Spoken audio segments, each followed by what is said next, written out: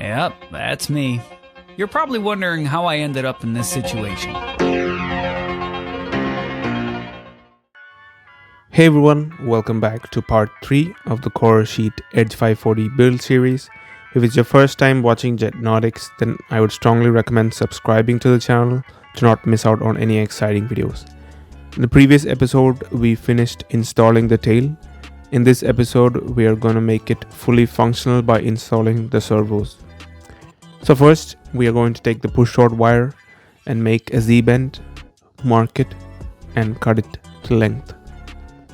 Then feed the rod through the servo, feed the rod through the control horn, and install the servo control horn.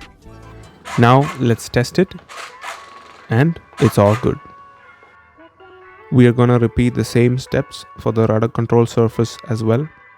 Cut the rod to length and install the control horn on the control surface with hot glue.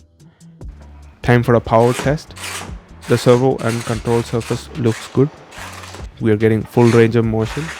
To really configure the control surface, we will need to add some trim or do some final adjustments, but let's do that after the final assembly. Now moving on to the wings, let's first do a powered up test to check that everything works before installing the push rod. Let's then measure the correct push rod length, make Z-bends, and install the servo control horn first. And then finally, let's glue in the control horn.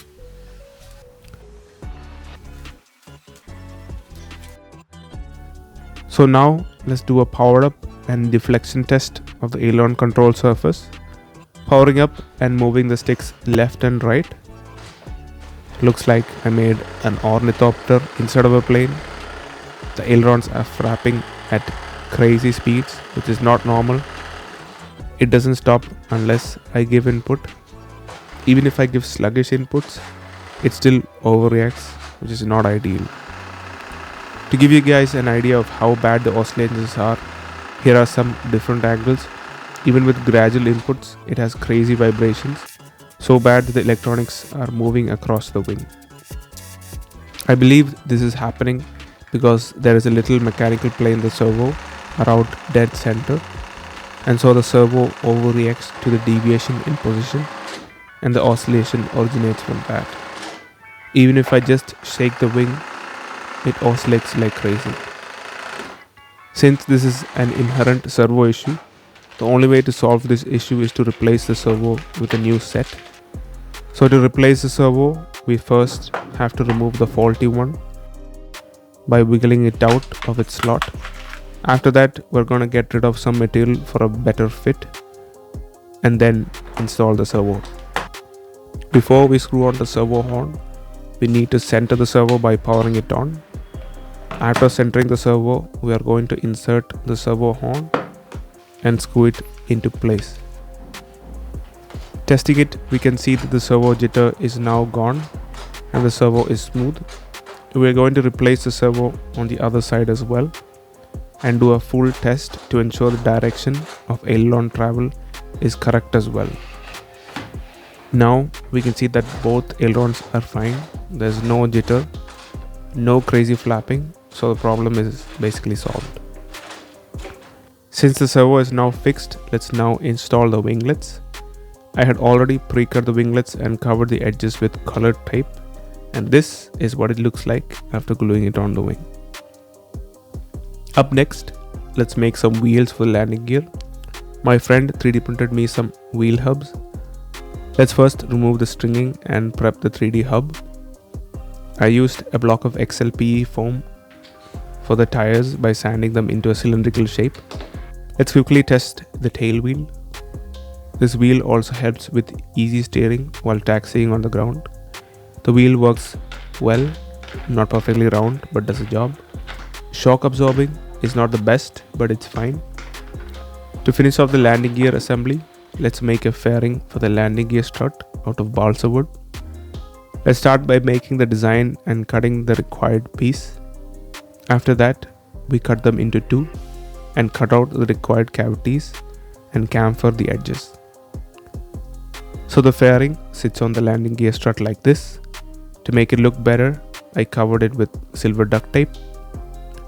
After doing a test with the two fairings and a wheel, let's add glue to the central cavity and stick it onto the strut.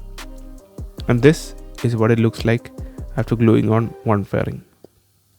And this is what a fully assembled plane looks like.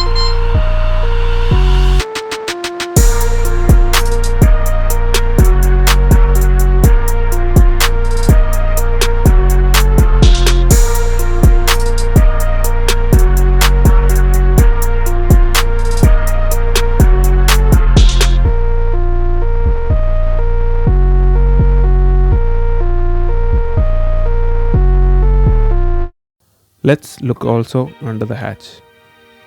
I'm using a FlySky IS-6B 6-channel receiver, a DYS 880 kV motor with a 40 amp ESC. So this is the ailerons. As you can see, there isn't any jitter.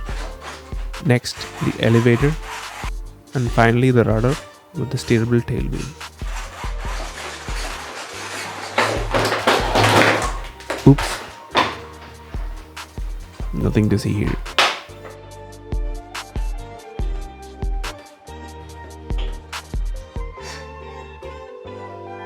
Good as new. Let's do a quick check again and run the motor without the propeller. This is a close-up of the steerable nose wheel, the elevator,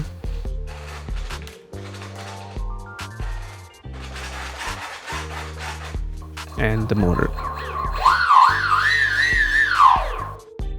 So that's it for this week. Hope you guys enjoyed this episode. If you did, then don't forget to subscribe and like this video. Please watch the previous part if you haven't, and stay tuned for the next part. Until next time, bye bye.